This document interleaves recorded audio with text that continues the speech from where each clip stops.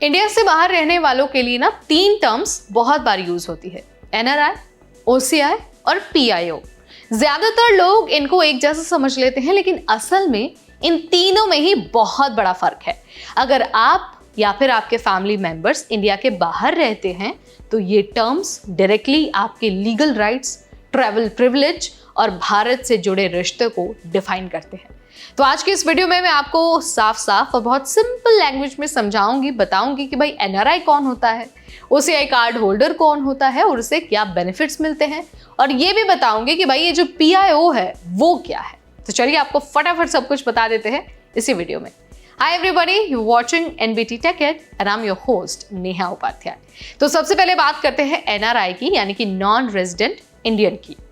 ये वो लोग होते हैं जो इंडियन सिटीजन हैं, जिनके पास इंडियन पासपोर्ट है लेकिन वो इंडिया के बाहर रहते हैं, काम करते हैं या फिर पढ़ाई कर रहे हैं।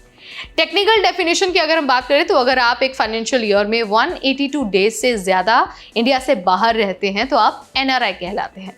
राइट्स की अगर हम बात करते हैं तो इंडियन पासपोर्ट एनआरआई कैरी कर सकते हैं, वोटिंग का अधिकार रखते हैं, लेकिन वोट डालने के लिए फिजिकली भारत में मौजूद होना जरूरी है। इंडिया में प्रॉपर्टी खरीद भी सकते हैं।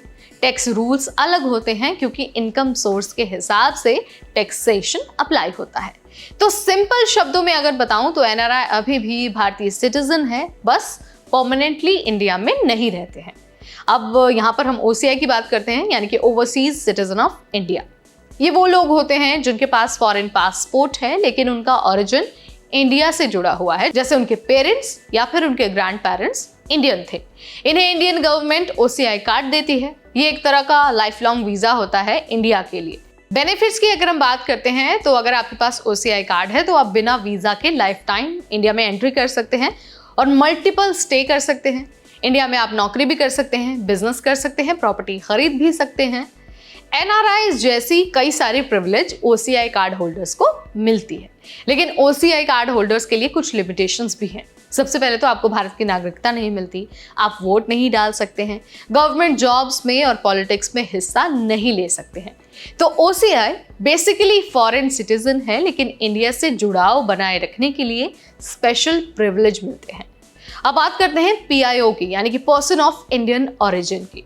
पहले इंडियन ओरिजिन वाले जो फॉरेन सिटीजन्स हैं उनको पीआईओ कार्ड दिया जाता था, लेकिन 2015 के बाद गवर्नमेंट ने पीआईओ और ओसीआई को मर्ज कर दिया, यानी अब पीओआई कार्ड एग्जिस्ट नहीं करता है। जो भी पहले पीओआई थे उन्हें ऑटोमेटिकली ओसीआई में कन्वर्ट कर दिया गया है। तो सिंपल भाषा में अगर मैं आपको समझाऊं तो आज की डेट में सिर्फ 2 कैटेगरीज रिलेवेंट है, एक तो एनआरआई और दूसरा ओसीआई।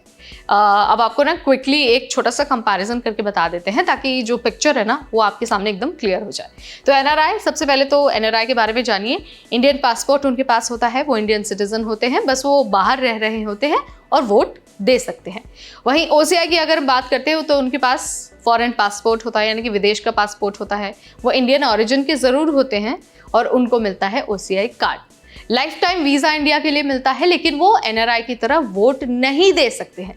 पीआईओ की अगर हम बात करते हैं तो 2015 में उसे खत्म करके ओसीआई में मर्ज कर दिया गया है। अभी 2 कैटेगरीज एग्जिस्ट करती हैं, एनआरआई और दूसरा ओसीआई। तो आई होप अब आपको समझ में आ गया होगा कि ये जो 3 टर्म्स आप बार बार सुनते हैं उनका मतलब क्या है, और अब आपको इन तीनों के बीच का जो डिफरेंस है वो भी समझ में आ गया होगा। बट अगर फिर भी आपके मन में कोई डाउट है, कुछ आप पूछना चाहते हैं, जानना चाहते हैं, समझना चाहते हैं, तो आप कॉमेंट के जरिए मुझे बता सकते हैं।